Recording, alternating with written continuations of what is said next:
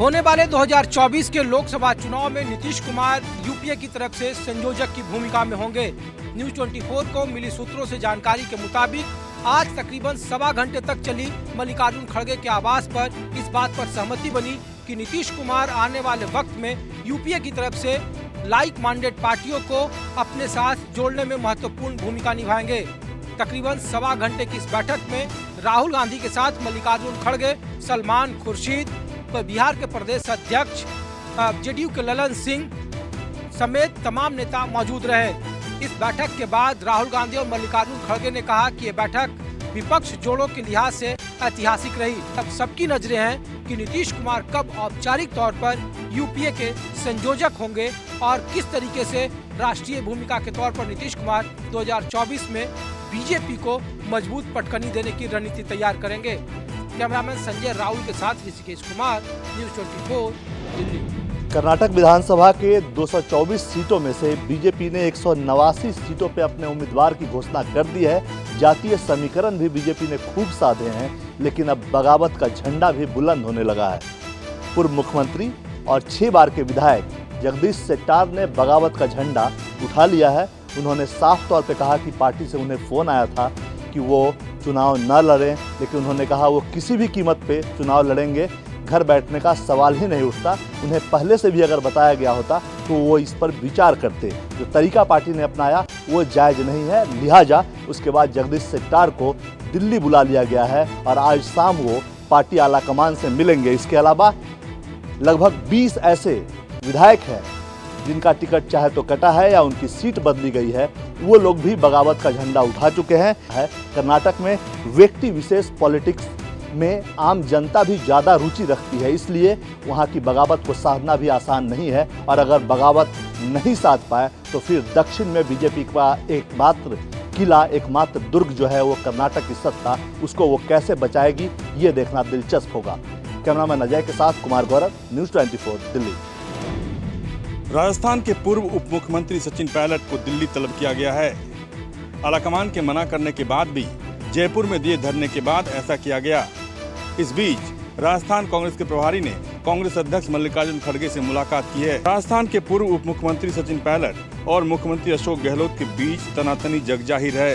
सचिन पायलट ने मंगलवार को गहलोत सरकार के खिलाफ जयपुर में अनशन किया। इस अनशन को लेकर कांग्रेस के आलाकमान ने सचिन पायलट को दिल्ली तलब कर लिया है। मिली जानकारी के अनुसार सचिन पायलट मंगलवार रात 8 बजे दिल्ली के लिए रवाना हुए। दिल्ली में कांग्रेस के आलाकमान सचिन पायलट से बातचीत करेंगे। सचिन पायलट बार बार ये जताना चाहते हैं कि राजस्थान के मुख्यमंत्री अशोक गहलोत को बार बार कहने के बाद भी वसुंधरा सरकार के खिलाफ भ्रष्टाचार के मुद्दे पर कोई कार्रवाई नहीं की गई। और अगर राहुल गांधी अडानी के भ्रष्टाचार का मुद्दा उठाते हैं तो वो वसुंधरा सरकार के भ्रष्टाचार का मुद्दा क्यों नहीं उठाएं। कैमरा पर्सन रफीक के साथ रमन कुमार, दिल्ली, न्यूज़ 24। प्रधानमंत्री को स्थिति को भांप कर बात करने में महारत हासिल है, इस बात से कोई इनकार नहीं कर सकता। अपने संबोधन में पीएम मोदी ने राजस्थान के मुख्यमंत्री अशोक गहलोत की चुटकी ली।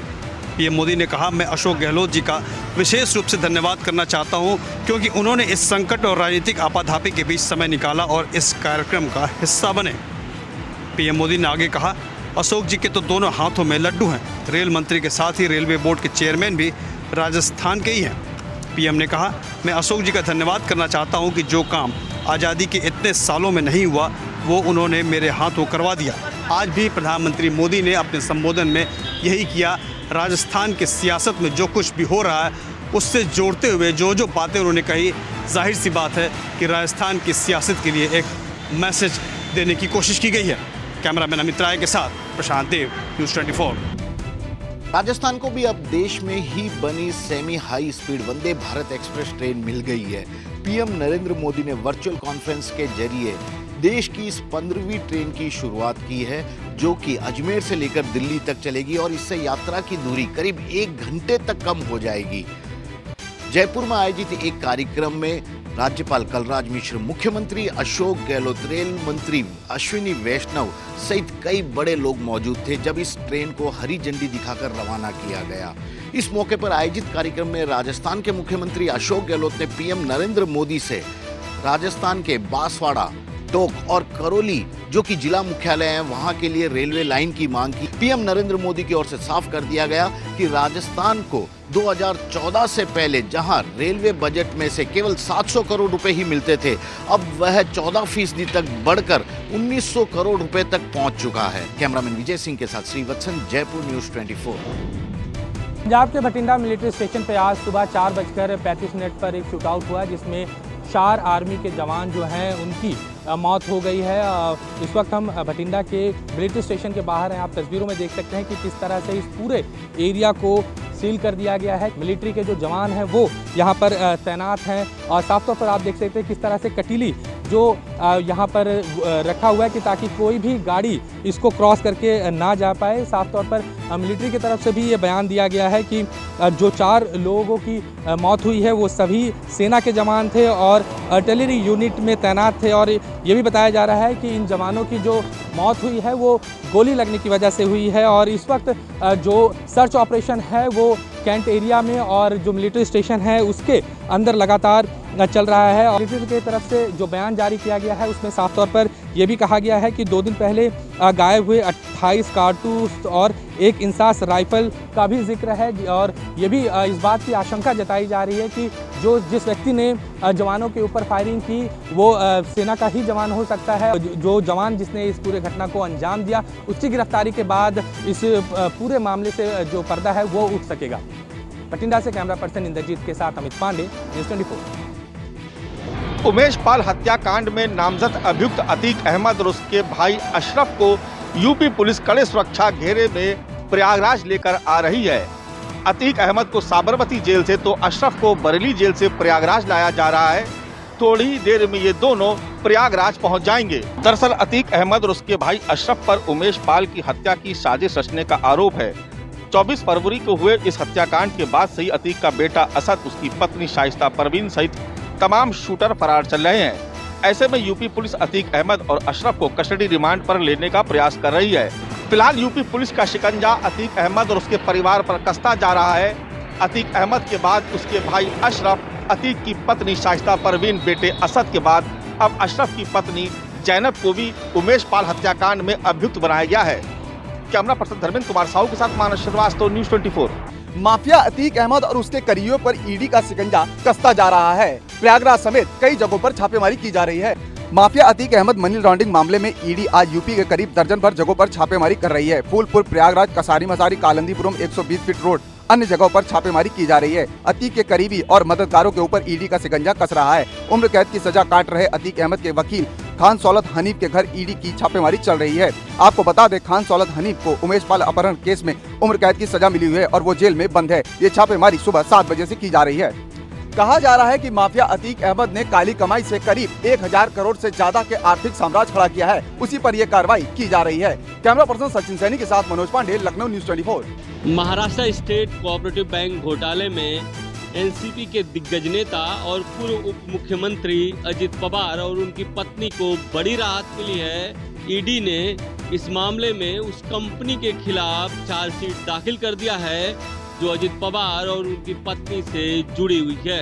राहत की बात यह है कि इस मामले में आरोपी के रूप में अजित पवार और उनकी पत्नी का नाम नहीं है, जो कि उनके लिए एक बड़ी राहत की खबर है। राहत की बात एक ये भी है कि अभी तक ईडी ने अजित पवार को पूछताछ के लिए कभी अपने दफ्तर नहीं बुलाया है। एक बात ये भी है कि कोर्ट ने अभी तक इन आरोपों पर संज्ञान नहीं लिया है और अगली सुनवाई 19 अप्रैल को है। संजय के साथ इंद्रजीत सिंह, न्यूज़ 24, मुंबई। उत्तर प्रदेश में बीजेपी की सहयोगी दल यानी कि अपना दल एसपी यूपी के निकाय चुनाव में बीजेपी से हिस्सेदारी की मांग कर रही है। ओम प्रकाश राजभर के बाद अब अनुप्रिया पटेल ने भी बीजेपी पर दबाव बढ़ाया है। निकाय चुनाव में सहयोगी दल के नाते कुछ सीटों की मांग भी की जा रही है। अब बीजेपी की सहयोगी अपना दल एस भी निकाय चुनाव में उतरने की तैयारी कर रही है। जानकारी के मुताबिक अपना दल ने बीजेपी से बातचीत भी की है। अब पार्टी शहरों में अपना जनाधार बढ़ाने के लिए नगर पंचायत, नगर पालिका परिषद और सभासद की सीटों पर उम्मीदवार उतारने जा रही है। पार्टी चाहती है कि पूर्वांचल और बुंदेलखंड में बीजेपी उसे कुछ सीटें दे। पार्टी समीक्षा बैठक भी कर रही है। अब बीजेपी खेमे में चर्चा है कि कुछ कमजोर सीटें अपना दल को दी जा सकती हैं, लेकिन चर्चा ये भी है कि इस बात को लेकर अपना दल के कुछ नेता नाराज भी हैं। जानकारी के मुताबिक यूपी के निकाय चुनाव में सीटों के बंटवारे को लेकर अनुप्रिया पटेल की पार्टी और बीजेपी के बीच कोई भी अंतिम निर्णय नहीं हो पाया है। कैमरा पर्सन सचिन सैनी के साथ अशोक तिवारी, लखनऊ, न्यूज़ 24। 2024 के लोकसभा चुनावों के मद्देनजर बीजेपी ने ईसाई समुदाय से संपर्क साधना शुरू कर दिया है और इस बाबत दिल्ली में इस अभियान की शुरुआत भी हो गई है। बीजेपी ने 2024 के खातिर ईसाई समुदाय को अपने पाले में लाने की कवायद शुरू कर दी है और इसकी शुरुआत प्रधानमंत्री नरेंद्र मोदी के दिल्ली के गोल मार्केट के सेक्रेड हार्ट कैथेड्रल जाने से हुई है। प्रधानमंत्री के द्वारा इस आउटरीच के शुरू होने के बाद बीजेपी ने राजधानी के ईसाई समुदाय के आउटरीच कार्यक्रम शुरू कर दिए हैं। इसके तहत पश्चिमी दिल्ली संसदीय निर्वाचन क्षेत्र में महावीर एन्क्लेव, जनकपुरी, उत्तम नगर, हरिनगर और विकासपुरी जैसे विभिन्न क्षेत्रों में जनसंपर्क अभियान चलाया गया, जहां ईसाई समुदाय मुख्य रूप से रहता है।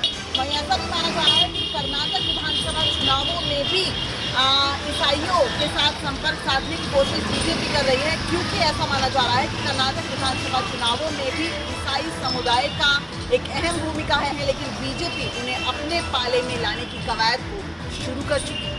कैमरामैन भरत रावत के साथ अग्रवाल, न्यूज़ 24।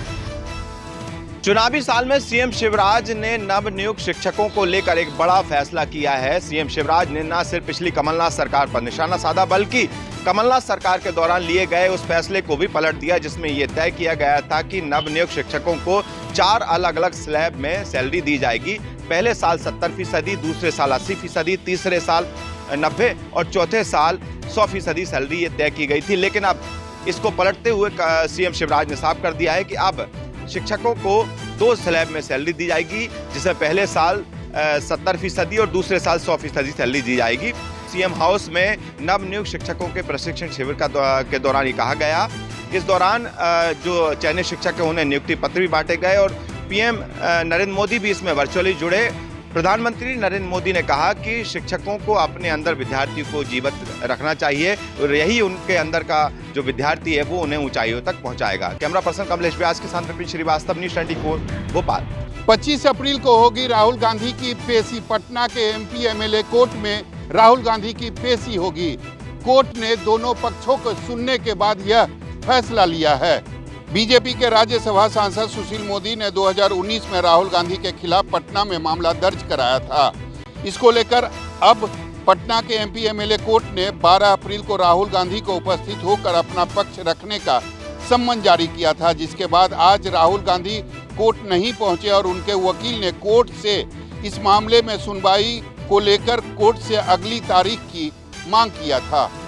राहुल गांधी की मुश्किलें लगातार बढ़ती ही जा रही है। पहले 12 अप्रैल को पटना कोर्ट में राहुल गांधी की पेशी थी, लेकिन अब कोर्ट ने उन्हें मोहलत देते हुए अगली तारीख 25 अप्रैल की तय की है।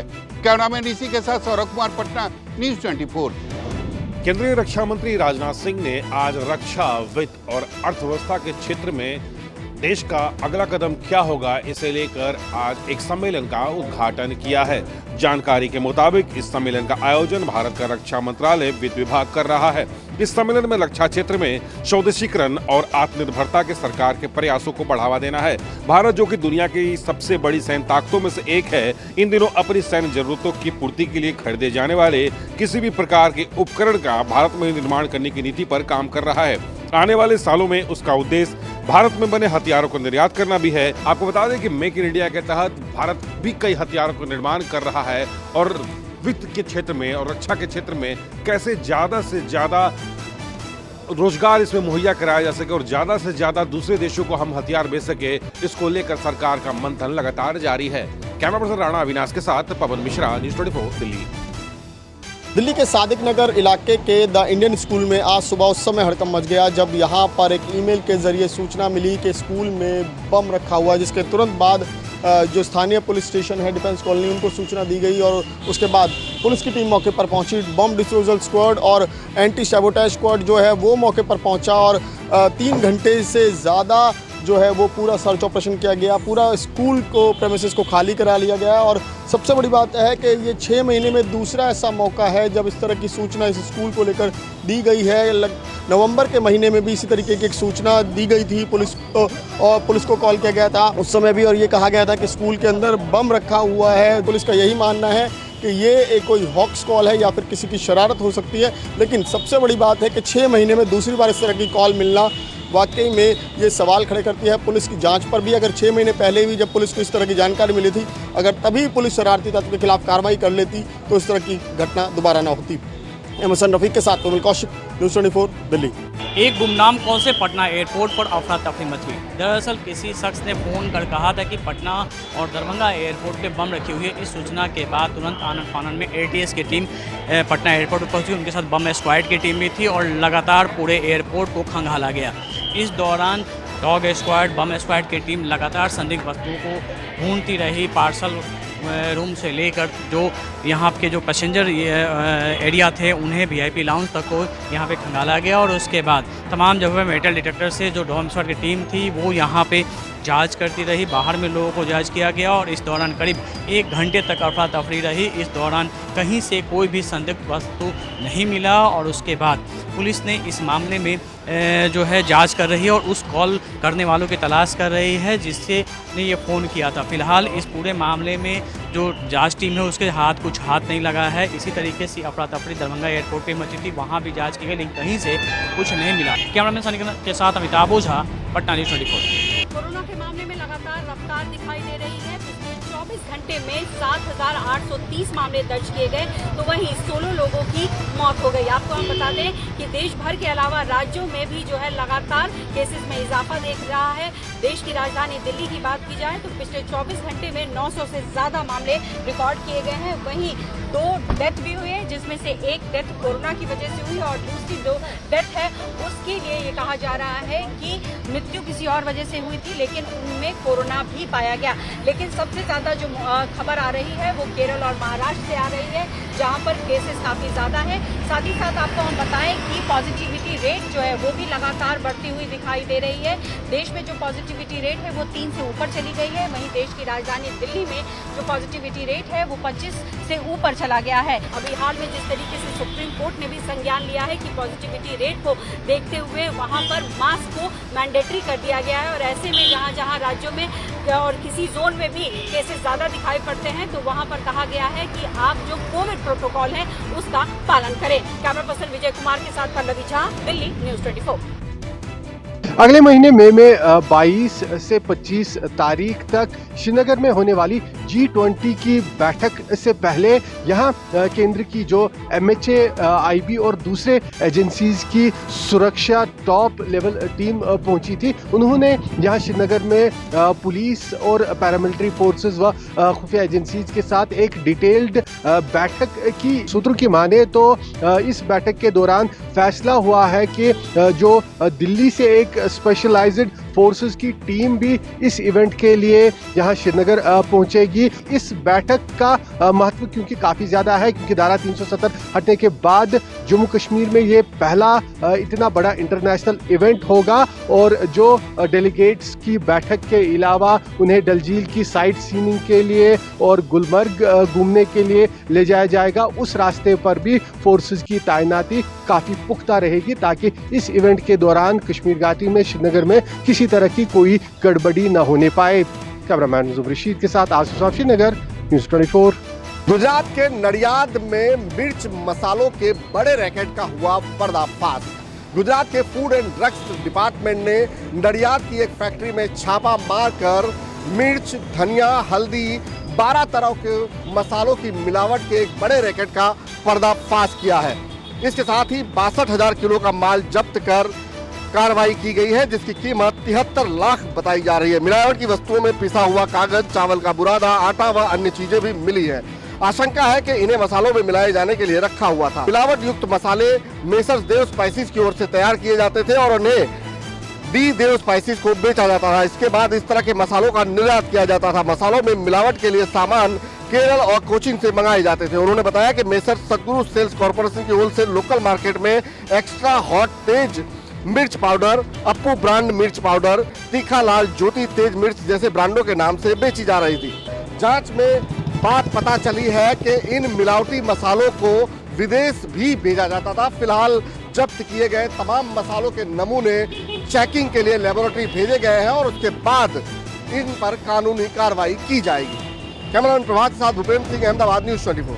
इस समय कोलकाता का तापमान 42 डिग्री पहुंच चुका है और तपतपाती गर्मी में किस तरह से लोग राहत पाए इसके लेकर देखिए बाकायदा नींबू पानी किस तरह से यहाँ पे लोग सड़कों पे आ रहे हैं और नींबू पानी का सहारा ले रहे हैं। दोपहर के समय लोग अपने घरों से नहीं निकल पा रहे हैं और कह सकते हैं कि कोलकाता में ऐसी गर्मी पहली बार 10 साल के बाद हुई है, जिससे निजात पाने के लिए लोग बाकायदा देखे किस तरह से यहाँ पे लोग सहारा ले रहे हैं, अपने सरों पे टोपी लगा के चल रहे हैं और दूसरी तरफ चश्मा लगा रहे हैं और अपने सरों पे किस तरह से दुपट्टा लगाए उससे बच रहे हैं। और दूसरा कह सकते हैं एकमात्र लोगों के लिए यहाँ पे छाता जो निदान है, छाता से किस तरह से धूपों से बचा जाए। तो वाकई कह सकते हैं कि कोलकाता में इस तरह की गर्मी से लोगों को बेहाल कर रखा है, लोग परेशान हैं। सामने देख सकते हैं कि जो लोग आ रहे हैं बाकायदा हर कोई गर्मी से राहत पाना चाहता है और सीधा कह सकते हैं कि गर्मी इतनी पड़ने की वजह से लोगों को काफी कठिनाइयों का सामना करना पड़ रहा है। लोग कह रहे हैं कि आखिर इस गर्मी से कब निजात मिल पाएगी और कोलकाता का टेम्परेचर बढ़ते जा रहा है। वहीं जिलों की बात करें तो जिलों के लोग जो है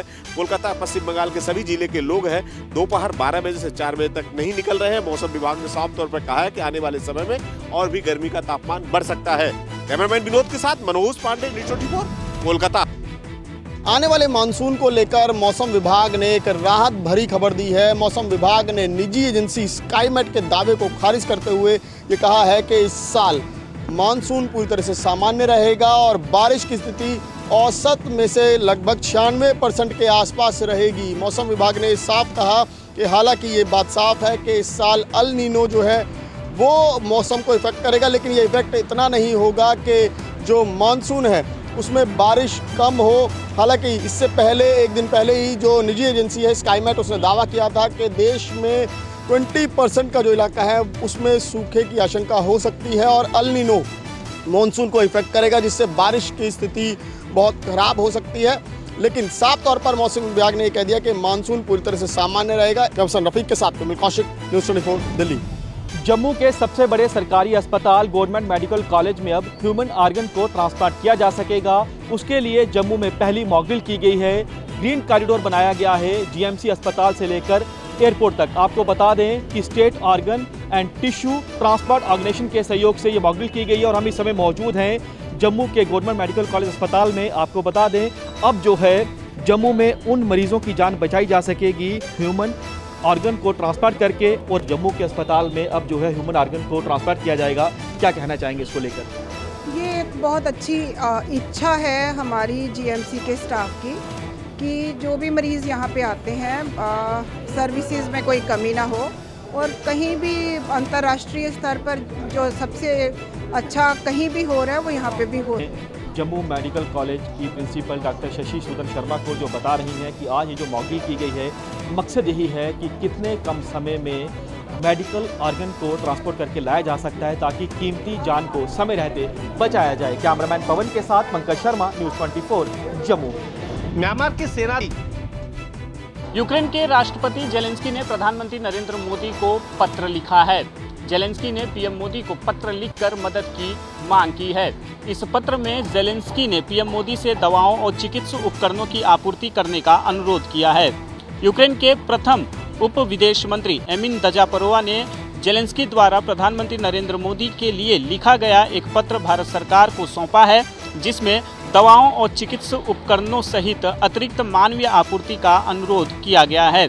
मंत्री जो 10 से 12 अप्रैल के बीच भारत की आधिकारिक यात्रा पर थी, उन्होंने मंगलवार को यूक्रेन के राष्ट्रपति द्वारा प्रधानमंत्री नरेंद्र मोदी को संबोधित पत्र विदेश राज्य मंत्री मीनाक्षी लेखी को सौंपा है। इस संबंध में बुधवार को विदेश मंत्रालय ने एक बयान जारी कर इसकी पुष्टि की है। कैमरामैन सुनील भारती के साथ राहुल पांडे, न्यूज़ 24 मुंबई।